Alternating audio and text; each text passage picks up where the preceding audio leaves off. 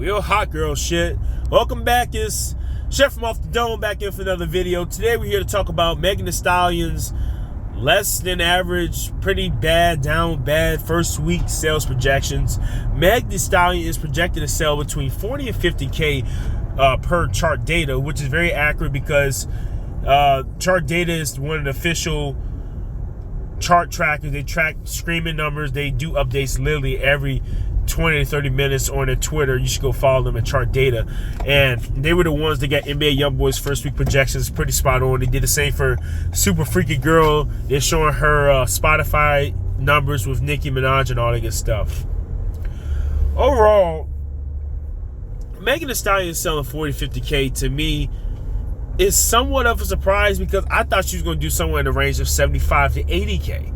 I know Megan Thee Stallion is one of the biggest female rappers out, and I will not hate on her. It is true that she is. To me, it goes Cardi, Nicki, Megan. I think Cardi currently is harder than Nicki Minaj, buzz-wise. However, Nicki Minaj, when you look at a whole body of work, and I think when you look back at female rappers, Nicki Minaj probably would be one of the most decorated female rappers of all time. Pretty much when it comes to overall sales and chart performance of songs, I think Nicki Minaj is the best performing female rapper of all time, no doubt. Cardi has to do way more than just Invasion of Privacy to catch up with Nicki Minaj, no doubt there. Megan has always been a third tier. Then after that, you get your Lotto, City Girls, Light Skin Keisha, Cash Doll, etc. Those type of girls. But Megan's primed to be the superstar. She had WAP, she had Savage, she had Beautiful Mistakes from Room 5, and she had Sweetest Pie with Dua Lipa.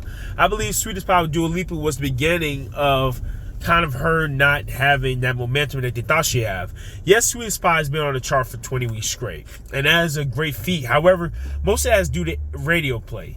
They've been propping up this Dua Lipa, Megan Thee Stallion song from radio play, and most Dua Lipa songs are radio play inertia.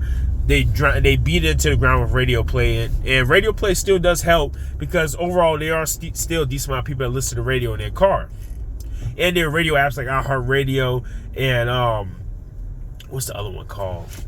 Odyssey. Yes, Odyssey. That's another one. They used to be Radio One. It's Odyssey. And you can listen to radio on your phone, you can listen to radio in the car, it all counts. And radio spins still do help because if you hear a song a decent amount of times at your job, due to playlisting on radio, if you have Spotify playlisting, the streams go up. So Sweetest Pie is currently, I believe, at 150 million streams on Spotify, which isn't bad. However, you have songs like As It Was with Harry Styles at 1 billion. It's only been out since, I believe, March or April. You have Future Song with Drake, Wait For You, which is at 191 million streams. That's only been out since the early summer. Drake's Jimmy Cooks is at 151. So obviously 157 million streams is good, but for two big stars like Dua Lipa and Megan Thee Stallion, that's definitely lackluster numbers. The song debuted at number 15 and fell down a couple slots. It's been falling off the chart and rising a couple spots ever since then. So that's the first sign of things not going so well. And that's the lead single off the new album. And it didn't really do top 10 numbers like you thought it would do for Dua Lipa and Megan Thee Stallion song. The video budget for that was huge. And it didn't perform as well as they thought, so I'm pretty sure the label lost some money on that song. The next thing was Plan B, and that was for the abortion activist rights type deal. It was a pander type song, but I understand that maybe she does feel that way. Maybe it wasn't just for clicks and views, but the song did come at a convenient time. So even though she might have had a message there still was conveniency with that song coming out at that time. And then lastly, you have the, I think, Promiscuousness or something. That was referring Future. Future's one of the biggest rappers and stars in the game still. I Never Liked You is one of the biggest albums of the year so far.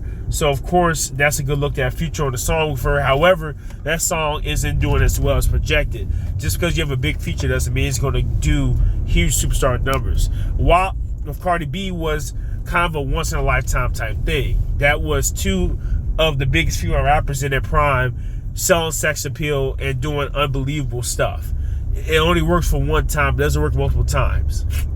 The Savage remix of Beyonce, that was a lightning in the bottle type thing. And Megan Thee Stallion was hot at the time. She had all the buzz. I think 40, 50K partially comes for her. They said there wasn't really any release or like hype for the album. They said it was a surprise drop. And when you do surprise drops and you're not at the level you should be at, it doesn't help you at all. I think the rest of it is part of it being that the Barbs have a lot to do with it. Nicki Minaj's fan base is rabid. And for the last couple of months, she's been teasing this album. She's been teasing Super Freaky Girl. Nicki has been hyping her fans up. So a lot of the female rap fans have been watching for Nicki to see what her next move has been. And that took a lot of attention away from Meg and Cardi B. Hot Shit with Cardi B dropped 3 weeks ago, and that song isn't doing well at all. Debuted at number 13, and currently, I believe, it's in the bottom half of the Hot 100, around number 55. So, you have Nicki Minaj, you have Cardi B dropping stuff, and also, you have a shift in the music landscape. You know, now, with Lotto's big energy, you have another person getting into the top 10 mix. You know, the City Girls are moving on to different ventures, but they get talked about a lot on social media. And the Tory Megan and Stallion case is the big thing, and that, in my opinion, overshadowed her in his career. So more people are interested in that case and the name than the music. People have been looking towards the case, but haven't been looking at the music.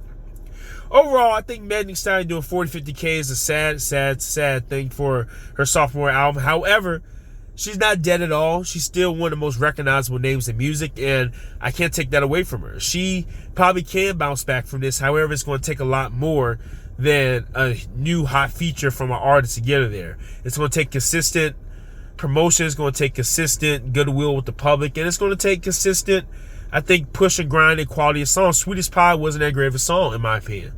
And yeah, people in the fan base saying that some of the songs she dropped wasn't that up to par. So she needs to get back good with her fan base. She needs to do what made her popular in the first place. And she needs a couple of other things. She needs to shake some things up. Let me know what you think about Megan Thee Stallion doing only 40-50K first week. It's me, Chef off the Dome, signing out. Peace.